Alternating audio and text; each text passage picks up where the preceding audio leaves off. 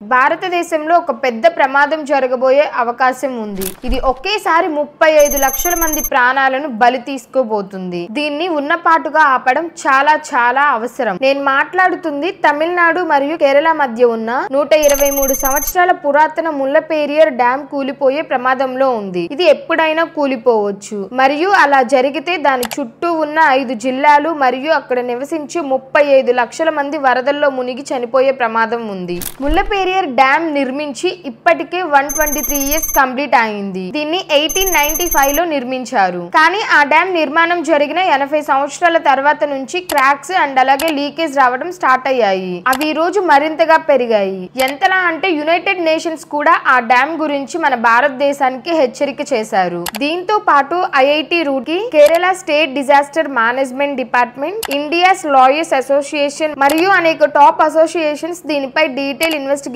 చేశారు. అందరి అభిప్రాయం ఒక్కటే, ఈ డ్యామ్ ని ఎంత వీలైతే అంత తొందరగా రీప్లేస్ చేసి అక్కడ ఒక కొత్త డ్యామ్ నిర్మించాలి. ఎందుకంటే డ్యామ్ యొక్క యావరేజ్ లైఫ్ ఎక్స్పెక్టెన్సీ కేవలం 50 ఇయర్స్ మాత్రమే. కానీ ఈ డ్యామ్ దాదాపు 3 రెట్లు ఎక్కువ, అంటే 123 సంవత్సరాలు పూర్తయింది. ఈ ప్రాంతంలో 6.5 రిక్టర్ స్కేల్ తీవ్రతతో భూకంపం వచ్చినా ఈ డ్యామ్ వెంటనే కూలిపోతుందని ఐఐటి రూర్కీ చెప్తుంది. ఈ డ్యామ్ ఉన్న లొకేషన్ ని ఒక్కసారి చూస్తే ఈ మొత్తం ప్రాంతం మేజర్ ఎర్త్క్వేక్ జోన్ లో ఉంది. రెండో విషయం, ఇది చాలా ముఖ్యమైనది ఏంటంటే ఈ డ్యామ్ కూలిపోతే అది ఒంటరిగా కూలిపోదు, కానీ దాని నుండి విడుదలయ్యే 53,000 కోట్ల గ్యాలన్ నీళ్లు మరియు పెద్ద మొత్తంలో దానితో పాటు మరో 3 డ్యామ్లను కూడా కూల్చివేస్తాయి.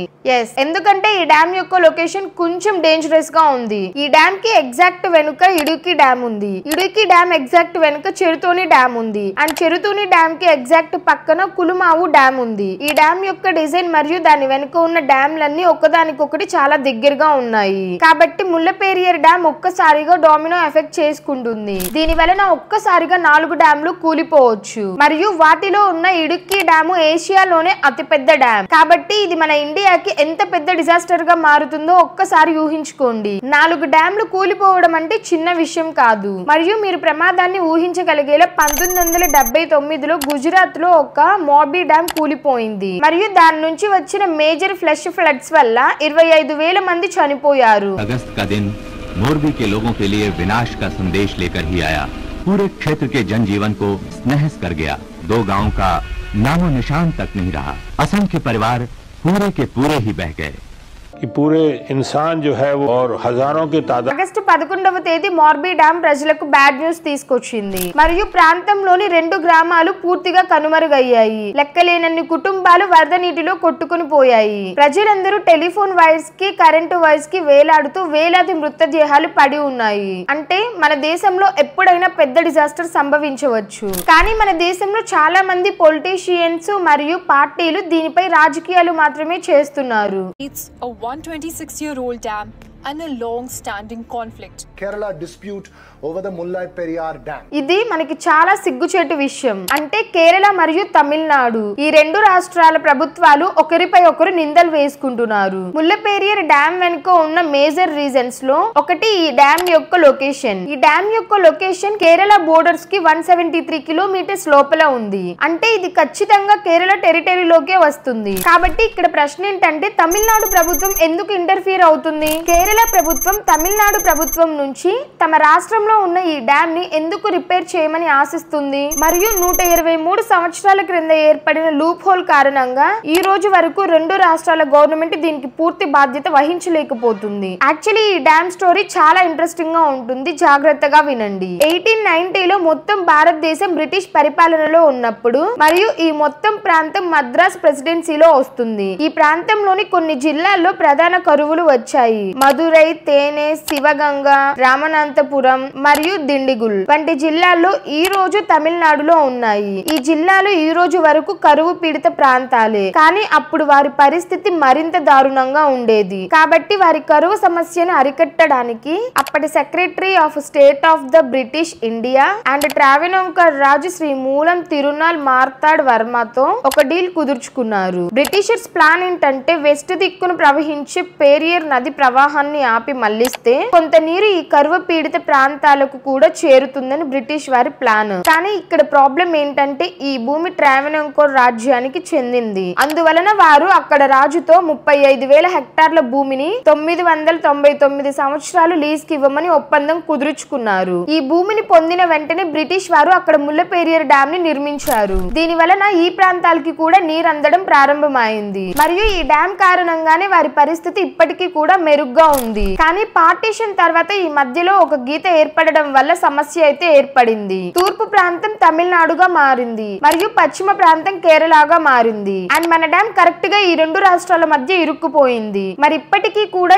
ఈ డ్యామ్ కేరళ భూమిపై ఉన్నప్పటికీ ఇది తమిళనాడు జిల్లాలోని సమస్యలను పరిష్కరిస్తుంది. కాబట్టి దీని ఓనర్షిప్ ఇప్పటికీ కూడా తమిళనాడు వద్దే ఉంది. అండ్ ఇదే పెద్ద సమస్యగా మారింది. కానీ డ్యామ్ కి ఎటువంటి నష్టం జరగనంత వరకు, అంటే 1979 వరకు ఈ సమస్య పెద్ద సమస్యగా లేదు. కానీ 80 సంవత్సరాల తర్వాత, అంటే 1979లో ఈ డ్యామ్ కు పగుళ్లు రావటం స్టార్ట్ అయ్యింది. అప్పటి నుండి నీరు లీక్ అవ్వడం స్టార్ట్ అయింది. 1979లో గుజరాత్ లోని మోర్బీ డ్యామ్ కూలిపోయిందని అక్కడ స్థానికులకు ఈ విషయం ఇప్పటికే చాలా కలవరపడుతుంది. మరియు దీని కారణంగా ఒక్కసారిగా చాలా నీళ్లు విడుదలైనందున ఆ ప్రాంతంలో ఫ్లడ్స్ అయితే వచ్చాయి. ఇది ఆ టైంలో చాలా పెద్ద సమస్యగా మారింది. ఎందుకంటే దీని కారణంగా వరదల్లో 25,000 మంది మరణించారు. మరియు అందువల్ల ఈ వార్త విన్న కేరళ ప్రజలు భయాందోళనకు గురయ్యారు. మీరు ఊహించవచ్చు నేను ప్రత్యేకంగా కేరళ గురించి ఎందుకు మాట్లాడుతున్నాను అంటే ఈ డ్యామ్ పేరియా నదిపై నిర్మించబడింది మరియు ఈ నది ప్రవాహం కేరళ వైపుకు వెళ్తుంది. ఈ డ్యామ్ కూలిపోతే దాని నీటి వల్ల వచ్చే ఫ్లడ్స్ కేరళకు తాకుతాయి. అందువల్ల కేరళ ప్రజలు ఈ డ్యామ్ గురించి డిమాండ్ చేయడం స్టార్ట్ చేసినప్పుడు తమిళనాడు ప్రభుత్వం ఈ సమస్యలలో, అంటే 1979లో 26 కోట్లు ఖర్చు చేసి 10 మీటర్ల వెడల్పు గల కాంక్రీట్ వాల్ ను ముల్లపెరియార్ డ్యామ్ ను ఆనుకట్టుగా నిర్మించింది. బేసిక్ గా వారి డ్యామ్ గోడల్ని చాలా స్ట్రాంగ్ గా చేశారు. కానీ ఆ కన్స్ట్రక్షన్ పని జరిగిన 9 సంవత్సరాల్లోనే ఆ ప్రాంతంలో 4.5 తీవ్రతతో భూకంపం వచ్చింది. సాధారణంగా డ్యామ్ పగలడానికి నెంబర్ 1 రీజన్ భూకంపాలే. అందువల్ల దాని తర్వాత ప్రజలు మరింత భయపడ్డారు. డ్యామ్ గోడల్ని స్ట్రాంగ్ చేస్తే సరిపోదు, మాకు కొత్త డ్యామ్ కట్టించి ఇవ్వండి అని ప్రజలు డిమాండ్ చేయడం స్టార్ట్ చేశారు. ఈ సంఘటన జరిగినప్పటి నుండి ఇప్పటి వరకు ఈ సమస్యపై రాజకీయాలు మాత్రమే జరుగుతున్నాయి. Tamil Nadu accused Kerala in Supreme Court of blocking necessary maintenance work and delaying routine work for more than a year. దీనికి సంబంధించి కేరళ ప్రభుత్వానికి ప్రజల నుంచి 2 డిమాండ్లు ఉన్నాయి. డ్యామ్ నీటిని తగ్గించడం, అంటే డ్యామ్ లో నీటిని తక్కువ స్టోర్ చేయడం, లేదా మాకు కొత్త డ్యామ్ ని కట్టించి ఇవ్వండి అని ప్రజలు ప్రభుత్వంతో డిమాండ్ చేస్తున్నారు. కానీ అందులో మెయిన్ పాయింట్ ఏంటంటే ఈ కొత్త డ్యామ్ ను తమిళనాడుకు 1895లో లీజ్ కి ఇచ్చిన లొకేషన్ బయట కేరళ గవర్నమెంట్ కొత్త కట్టడానికి సిద్ధంగా ఉంది. ఈ విషయానికి తమిళనాడు ప్రభుత్వం అస్సలు ఒప్పుకోలేదు. పైగా ముల్లపెరియార్ డ్యామ్ దగ్గరికి ప్రతి సంవత్సరం మెయింటెనెన్స్ చేయడానికి వెళ్తున్నారు. కానీ కేరళ అడవి శాఖ వారు తమ పనులకు అడ్డంకులు కలిగిస్తున్నారని, వారిని అక్కడికి అనుమతించట్లేదని అలిగేషన్స్ చేసింది. రెండవది, వారు కేరళ గవర్నమెంట్ కొత్త డ్యామ్ కన్స్ట్రక్ట్ చేయడానికి అనుమతించమని అండ్ అలాగే డ్యామ్ లో తక్కువ నీటిని స్టోర్ చేయమని కేరళ గవర్నమెంట్ తో తమిళనాడు ప్రభుత్వం చెప్పింది. ఎందుకంటే నీటి స్థాయి తగ్గితే ఆ నీటి పైన ఆధారపడిన తమిళనాడు జిల్లాలోని ప్రజలు నీటిని పొందలేరని. మూడవది, వారు కేరళ ప్రభుత్వంపై మరొక అలిగేషన్ చేశారు. ఏంటంటే తమిళనాడు గవర్నమెంట్ ఆ లీజ్ కి తీసుకున్న భూమిపై తమిళనాడు యొక్క కంట్రోల్ పూర్తిగా ఆగిపోతుందని, వారు కావాలని ఇలా చేయాలనుకుంటున్నారని తమిళనాడు ప్రభుత్వం కేరళ ప్రభుత్వంపై ఆరోపించింది. దీంతో బేసిక్ గా ఏం జరుగుతుందంటే తమిళనాడులోని ఈ జిల్లాలకి ఎంత నీరు ఇవ్వాలి, ఎంత నీరు ఇవ్వకూడదు అనేది